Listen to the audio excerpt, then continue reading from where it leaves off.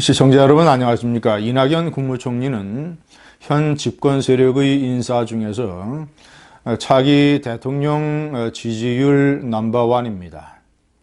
최근 리얼미터 조사에 따르면 전체를 통틀어서는 황교안 전 총리가 21%, 이낙연 총리가 15%로 그 뒤입니다. 그러나 저는 이낙연 총리가 꿈을 깨야 한다고 생각을 합니다. 그는 해외 순방 중에 기자들이 대선 출마 문제에 대해서 묻자 황홀한 덫이라고 얘기를 했습니다. 덫은 덫인데 황홀한 덫이다. 덫이라고 하는 것은 한번 빠지면, 물리면 헤어나기가 대단히 어렵고 나름대로 시련과 고통과 어려움이 있다는 뜻입니다. 그러나 황홀한 덫이다. 아마도 그런 시련과 어려움, 위험을 다 뛰어넘는 어떤 치명적인 매력이 있는 것이다 라는 속내를 드러낸 것이겠죠. 그러나 저는 이낙연 총리가 본인이 황홀하게 표현을 하는 그 덫에 빠지거나 걸릴 가능성이 매우 낮다고 생각합니다. 대통령은 물론이지만 대통령 후보, 특히 집권당의 대통령 후보가 되기 위해서는 나름대로 어떤 운명적 내공이 있어야 됩니다. 그런데 이낙연 총리는 결정적인 네 가지 문제점이 있다고 저는 항상 판단합니다. 첫째는 이념적으로 완전히 제2문재인, 문재인의 아바타. 두 번째는 이낙연은 선동의 정치인이다. 눈물쇼를 너무 자주 한다. 세 번째, 그저 어떻게 조심조심해서 집권당의 대통령 후보 자리를 받아내려고 배나무 아래서 배가 떨어지기를 입을 벌리고 기다리고 있는 사람처럼 정작 이 나라의 국무총리로서 이 나라의 중요한 현안에 관해서 탈원전 문제, 4대 강보의 해체 문제, 민노총의 폭력 문제 이런 것에 관해서 완전히 입을 닫고 눈치만 보며 방관하고 있다는 점, 기회주의적 처신. 네 번째는 제가 그가 호남 출신이기 때문에 결정적인 한계를 가지고 있다. 이 좌파의 대통령 후보로서는. 1번, 이념적으로 문재인의 아바타. 시청자 여러분, 일부러 그러는 건지 아니면 정말로 그 자신도 뇌 속에는 그런 사상이 들어있는 것인지, 이낙연 총리는 중요한 기회에서 문재인 대통령의 이념적 좌편향, 사회주의적 노선을 따라가겠다는 의지를 아주 강하게 내비치고 있습니다. 지난해 9월 제가 왼쪽 화면에 위에 올린 것이 지난해 9월 이 총리가 베트남을 방문을 했을 때 전 호치민 주석의 거소에 찾아가서 방명록에 남긴 글입니다. 제가 한번 읽어드리겠습니다.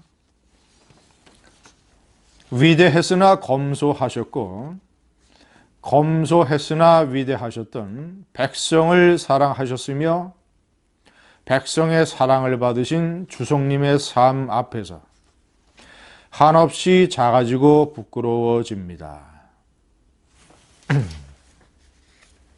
시청자 여러분, 저는 저 문구를 처음 보고 이낙연 총리가 표현한 주석이라고 하는 사람이 이승만 대통령이나 박정희 대통령을 가르치는 줄 알았습니다. 위대했으나 검소했고 검소했으나 위대했다. 백성들의 사랑을 받았다. 저것은 세 가지 문제가 있습니다. 우선 이념적으로 이 문재인 대통령이 호치민을 존경한다고 얘기했지만 호치민은 국제적인 공산주의 혁명가입니다. 대한민국의 정체성과는 분명히 충돌하는 것입니다. 그리고 이 호치민이 추구했던 공산주의의 국제화, 인도 차이나 반도의 공산화를 막기 위해서 소중한 대한민국 젊은이 5만 명이 피를 흘렸습니다. 아니, 제 생각에는 이 나라의 국무총리가 방문을 해서 한다면 의례적으로 한국과 베트남은 과거를 딛고 미래로 전진합시다. 뭐 이런 식의 방명록을 남기면 되지 않겠습니까? 정치 외교적으로 가장 무난한 저런 식으로 남기면 베트남도 한국의 대통령이나 국무총리를 무시합니다, 속으로. 저 사람들은 자존심도 없나? 역사적인 정체성에 관한 어떤 의식도 없나? 자기네들이 소신껏 참전을 해서 반공전쟁을 치러놓고서는 5천 명이나 희생을 해놓고서는 그런 역사를 완전히 부인하는 저런 식의 방명록이나 남기다니 라고 베트남 사람들이 속으로 무시를 할 겁니다. 두 번째, 이낙연 총리의 그 선동의 DNA.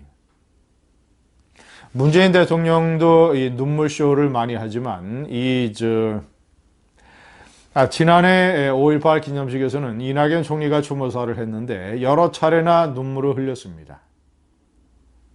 오늘 있었던 4.3 추모식도 제가 유심히 봤는데 아니나 다를까 또 눈물쇼를 했습니다. 지난해처럼 눈물을 흘리지는 않았지만 4.3의 희생자들을 거론을 하는 대목에서 뭐 임산부, 어린아이 또는 노인 뭐 이런 대목에서 눈물을 애써 참는 모습을 잠깐 보였습니다. 그가 뭐 진정으로 그런 감정을 느끼는지 아니면 쇼 연출을 하는 건지 저는 모르겠습니다. 판단을 유보합니다.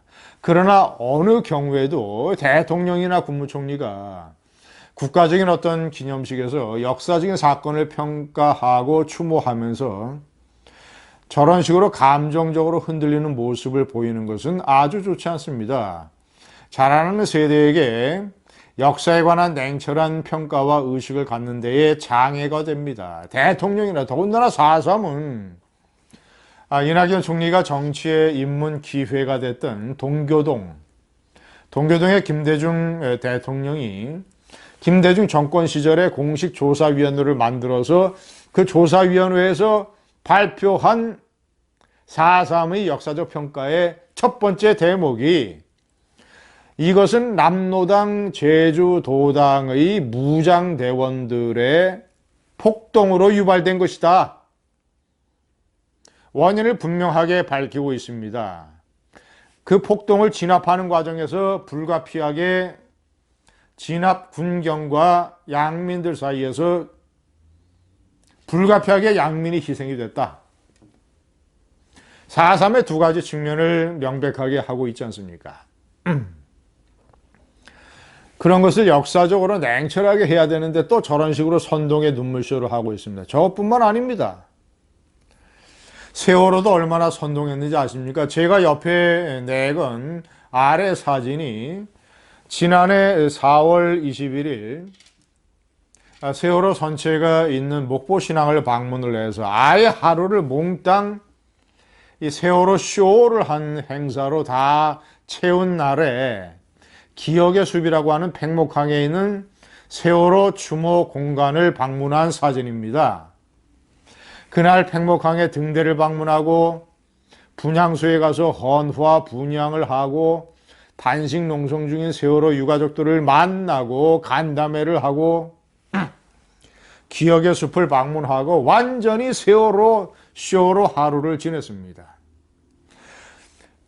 그리고 이 세월호에 대해서 어떤 선동 발언을 했느냐.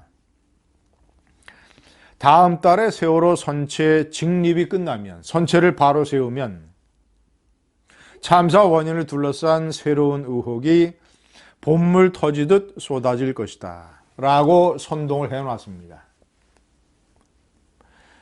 새로운 참사 원인이 쏟아진 게 뭐가 있습니까? 저런 식으로 이 나라의 국무총리가 세월호를 잔뜩 선동을 해야 됐습니다.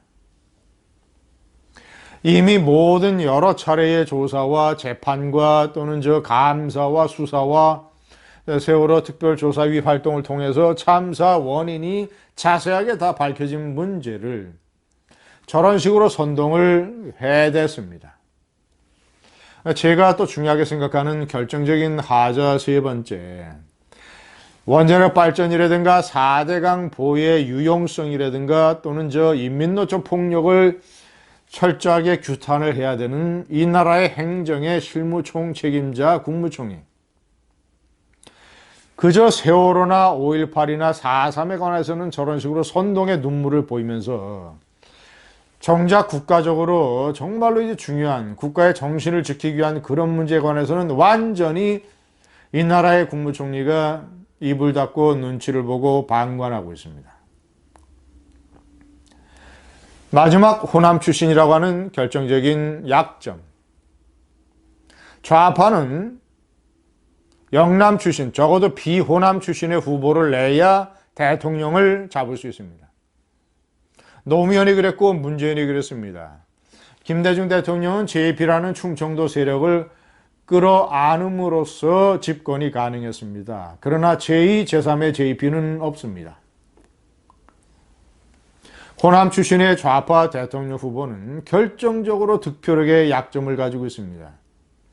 좌파의 더불어민주당의 당원들은 정략적인 투표를 하기 때문에 2022년 대통령 후보 경선 때 당선, 본선 득표력이 약한 호남 출신의 후보는 대통령 후보로 뽑지 않을 것입니다.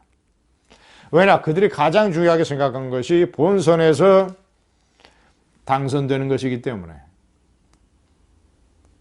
이낙연 총리에게는 안타까운 일이겠지만 호남 출신이라는 약점을 포함해서 4개의 결정적인 문제점을 가지고 있습니다. 이낙연 총리 깨몽. 감사합니다.